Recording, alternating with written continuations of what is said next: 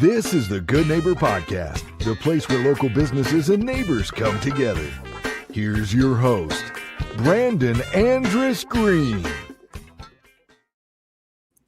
Welcome to the Good Neighbor Podcast Live. Today's guest works for conservation, private land ownership, local communities, and national defense all meet. Compatible Lands Foundation helps protect landscapes near military installations in ways that can benefit landowners, preserve natural resources, and support military readiness. Today, I have the pleasure of introducing your good neighbor, Coral Eginton. Coral, how's it going? Hi, Brandon. Thank you. It's going well. Thanks for being on our show. I know that your organization uses the phrase, protect the landscapes that protect America. What does that mean in everyday terms? Well, we're a very unique land trust. I mean, there's a lot of land trusts across the nation that do amazing holistic environmental work for species, particular resources, but our specific niche is actually protecting the boundaries of military installations. We use a federal program called the Readiness and Environmental Protection Integration Program that partners with land trusts and local governments and other eligible entities like ourselves. And we look at military installations and their land uses in surrounding communities. And we work to keep open spaces open. A lot of that ends up in just protecting and preserving parks and recreational spaces, general open spaces. But one of the most compatible land uses around military installations is actually agricultural. So we end up with a lot of protected lands in our portfolios where we focus on establishing conservation easements that prevent development that might be incompatible with the military mission.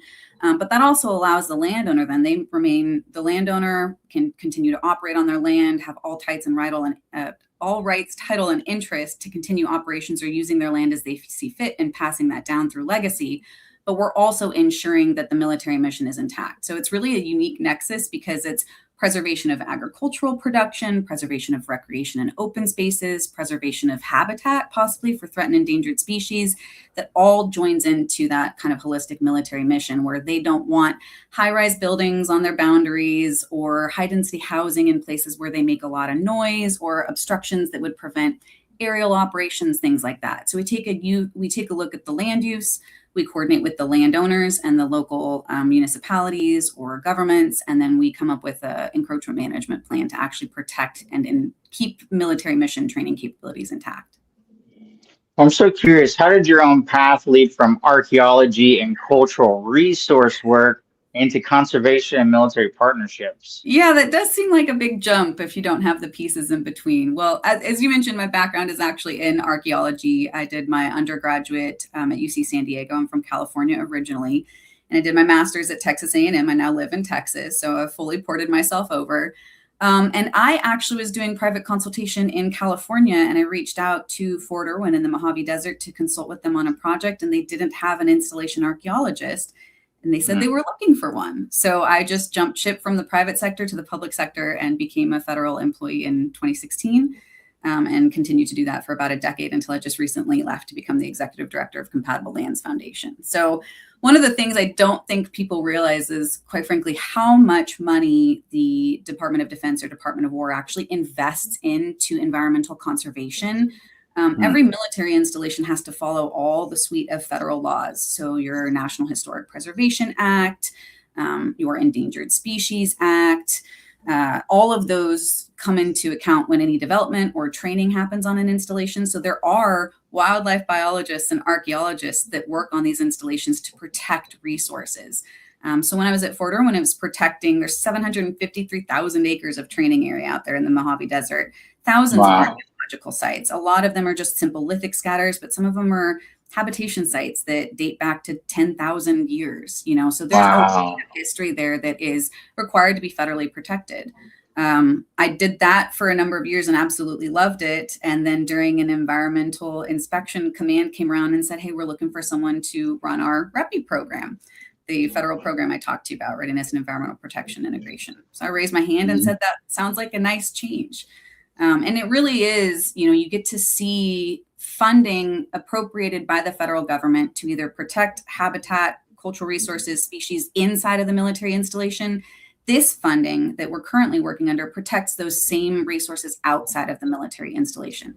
So while it's about preventing encroachment, that's the readiness component of it, the environmental protection component of it is to make sure that those resources are something that continue to contribute to the larger landscape, that the military members and their families can continue to enjoy, that the local community can continue to take advantage of. It really is kind of that nexus between being a good neighbor for the installation, making sure they can accomplish their mission, but also participating in the local community so far as preservation and land use planning.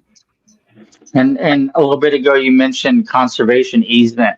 For a landowner who's never heard of that term conservation easement, what is it? And what does it usually allow them to do or keep doing with their own land? Yeah.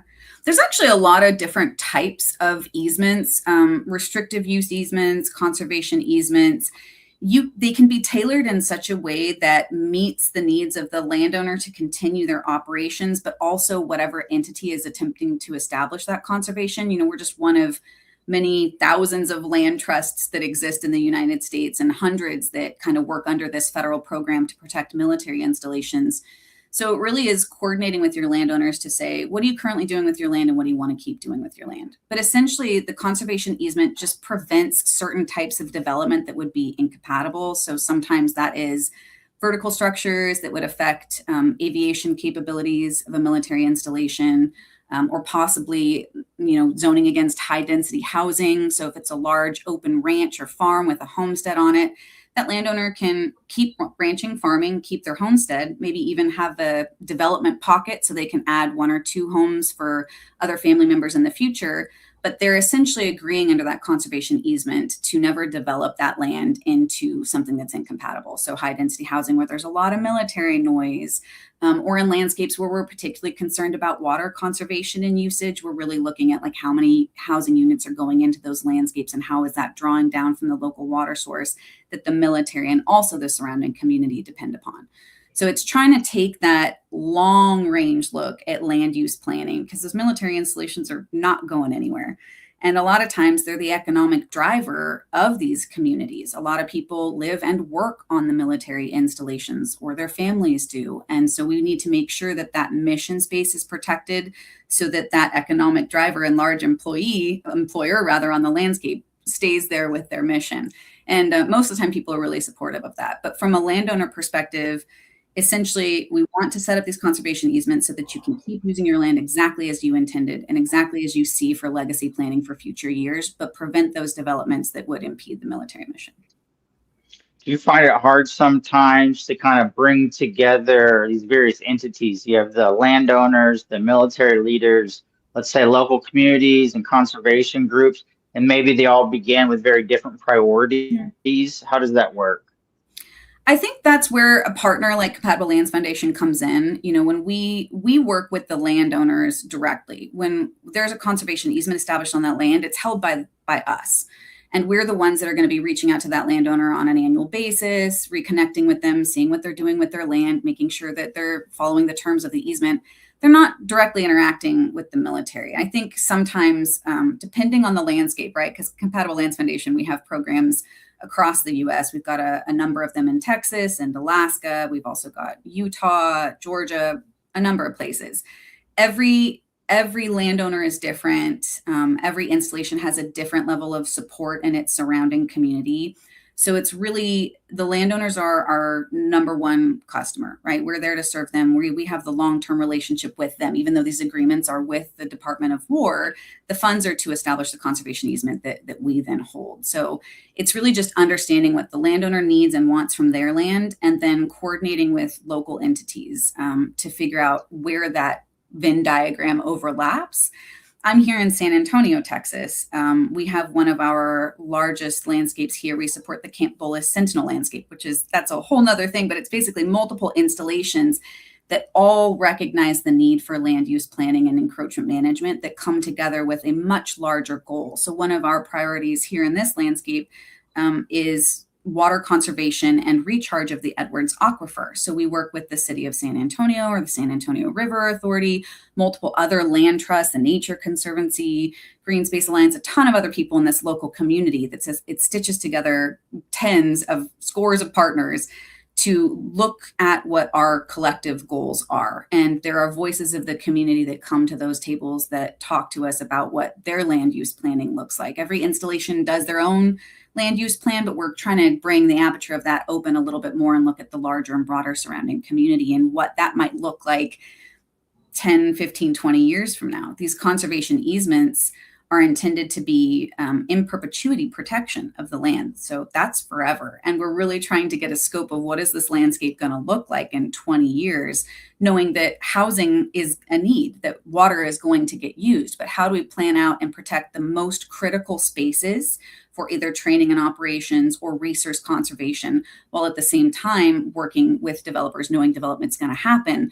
Where it happens is really the question, not if it happens.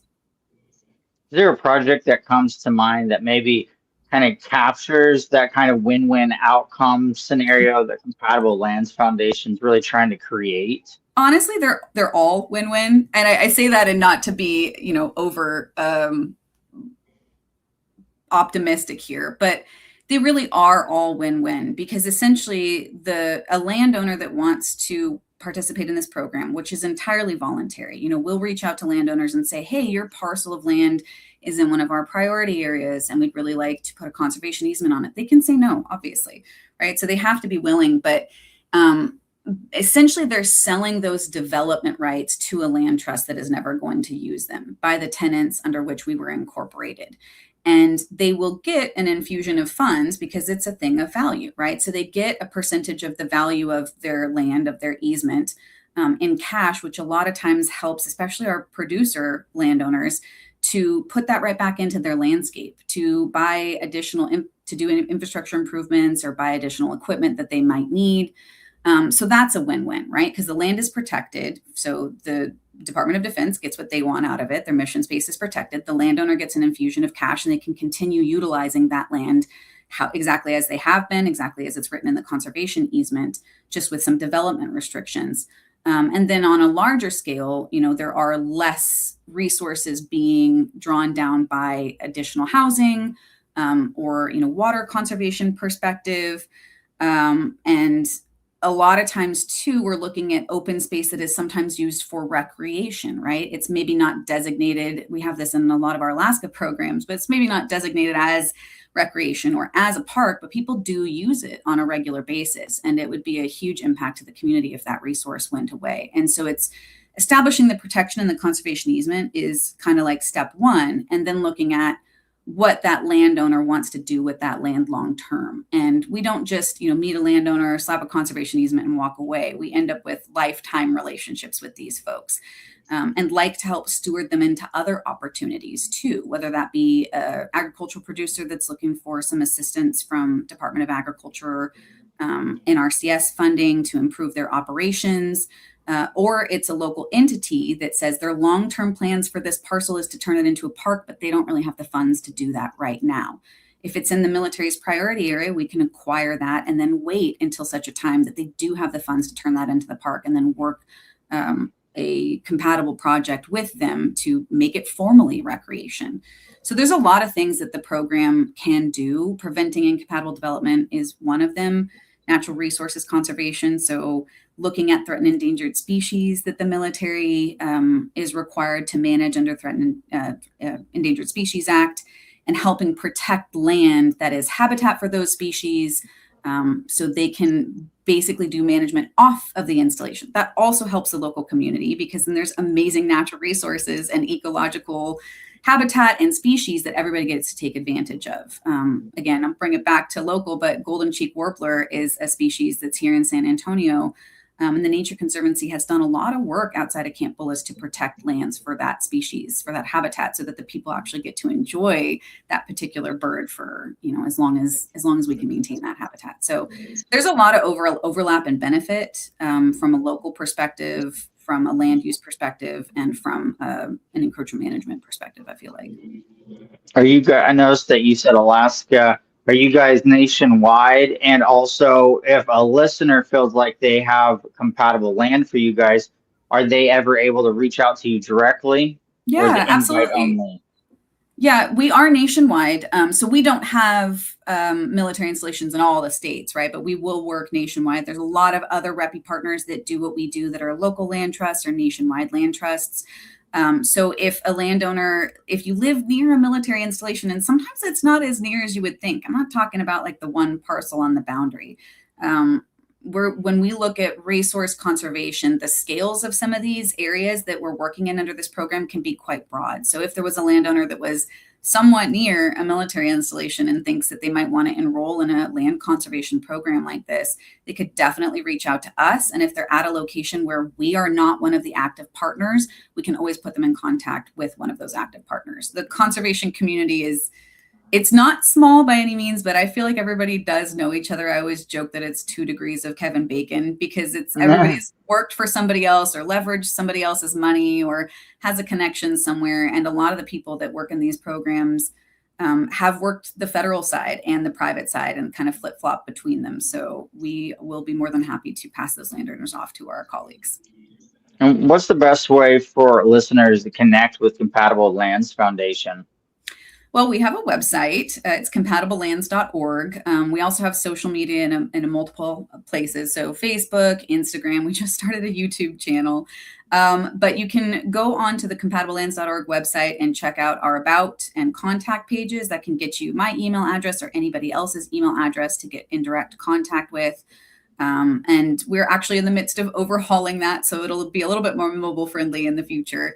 But that will definitely get you the points of contact so you can reach out and let us know if you're interested or if you have someone that might be. And like I said, if it's not a landscape we currently work, then we'll just coordinate a warm handoff to the entities that do work on that landscape to see if those properties are within the footprints that people are looking at. That's great. Coral, I so appreciate you being on the show. And thank you for helping us understand how protecting land can also strengthen communities and support the people responsible for actually protecting our country. Mm-hmm, absolutely. Yes. National security, food security, water security, all the same thing.